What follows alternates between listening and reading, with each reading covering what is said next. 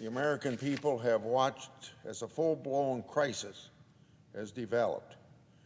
It's reached a catastrophic phase, and it's not getting any better. Let me re-emphasize whatever the Biden administration wants to call it, it is a crisis. Simply put, the administration is in denial, and that denial has caused a humanitarian and national crisis. For example, border crossings are the highest level that we've seen in the last 15 years.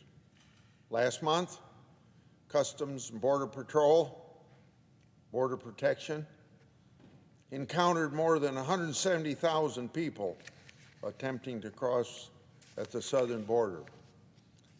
That number includes almost 19,000 unaccompanied children, which is the highest number ever recorded in a single month.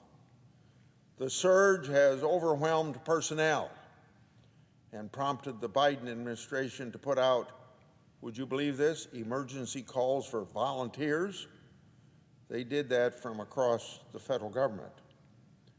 According to news reports based on recent Biden administration emails, the administration is recruiting NASA employees to sit with children at border facilities. Really? That's NASA. The border crisis is so bad that Biden administration is trying to pull people from NASA and place them at the border. My fellow senators, this situation is out of control. This is a humanitarian and national security crisis. Terrorists, smugglers, criminals have seen this as their golden opportunity, and they're surely taking advantage of it.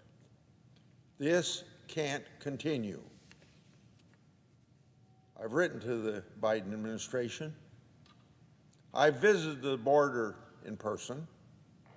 I've seen overwhelmed facilities. I've heard the calls of cartel members and human traffickers yelling insults from across the Rio Grande, taunting senators, yes, taunting senators. Senator Cornyn and I have written to the chairman of the Judiciary Committee strongly urging him to hold border security hearings. During the Trump administration, while I served as chairman of the full committee and Senator Cornyn served as subcommittee chairman, we held no less than 15 hearings on oversight of the Department of Homeland Security and various aspects of our immigration policy. As chairman of the committee during the first 2 years of the Trump administration, I held hearings on immigration topics of bipartisan interest to all committee members, including Democratic committee members. Those hearings included oversight of family reunification efforts and the Trump administration decision to end DACA programs.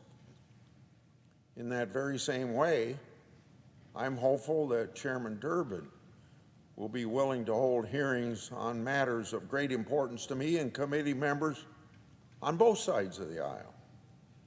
I'm ready to work with him to put together hearings that address these problems productively.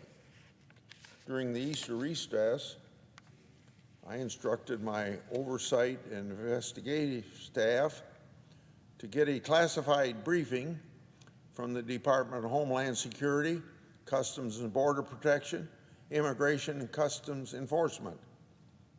That briefing provided important and time-sensitive information that further solidifies my belief that the Biden administration's border crisis is a national security problem. Moreover, the Biden administration's denial that there is a border crisis is itself a national security problem. Can't solve a problem if you refuse to admit that there is such a problem existing. This head in the sand attitude will cost lives.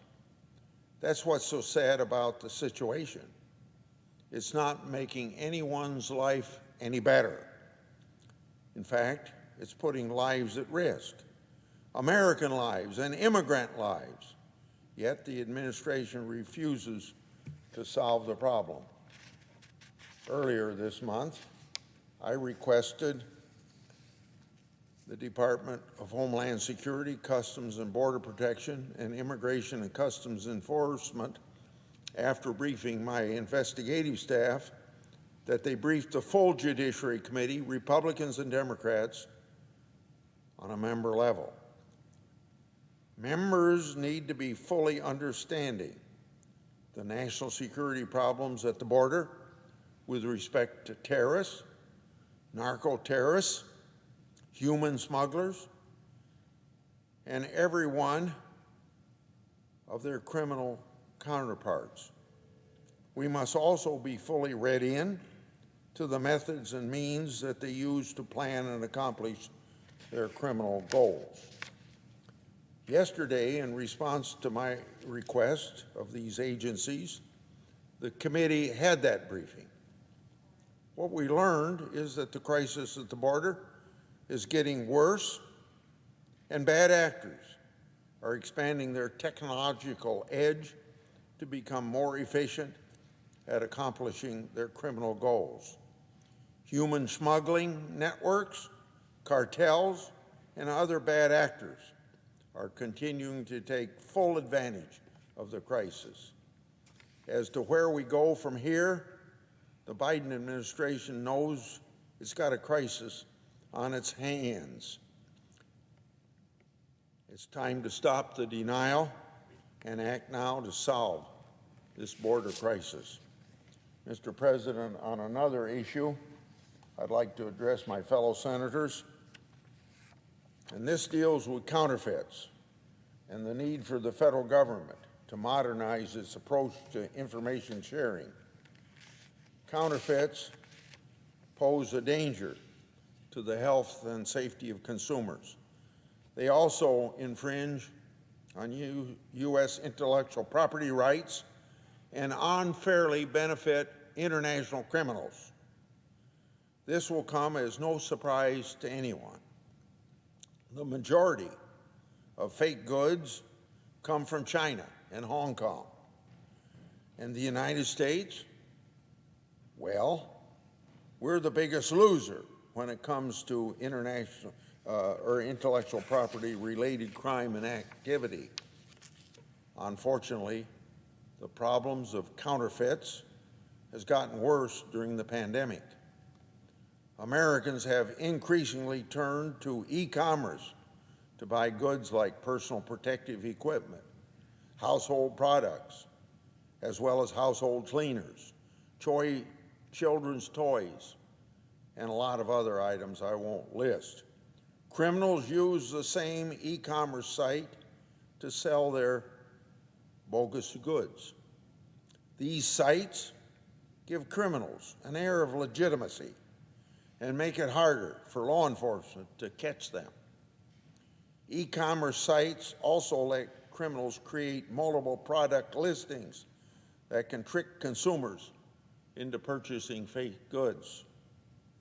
Unfortunately, when there is money to be made, criminals will find out how to profit and do it at the expense of others, even in the event of a global pandemic. However, there is some good news. We have ways of addressing the problem. Last week, I introduced legislation that will give the U.S. Customs and Border Protection more authority to share information with rights holders and other interested parties on suspected counterfeit merchandise. This is an issue I first identified as chairman of the Senate Finance Committee when I investigated counterfeit goods sold online. During this investigation, I discovered that certain U.S. laws prevent Customs and Border Protection from sharing key pieces of information with their private sector partners. As a result, it's harder for Customs and Border Protection and its private sector partners to detect and disrupt counterfeiting networks. If they could work together and the law allowed it, it'd be a lot easier to tackle the problems. To give credit where it's due, Customs and Border Protection has recognized this problem and is taking steps to rectify it through the 21st Century Customs Framework, for short, 21CCF, to improve data sharing capabilities in real time. However, without statutory authority from Congress, in some ways, Customs and Border Protection has one hand tied behind its back. So, my bill will get rid of some of these barriers for the agency. It is one small but very crucial step towards a more secure supply chain. Sharing information is a simple solution that often gets overlooked. However, it can be an effective tool in creating comprehensive strategy against counterfeit activity. So I'm asking my colleagues to join me in making this legislative fix so that we may create a supply chain that addresses a 21st century problem. I suggest the absence of a quorum. The clerk will call the roll. Ms. Baldwin.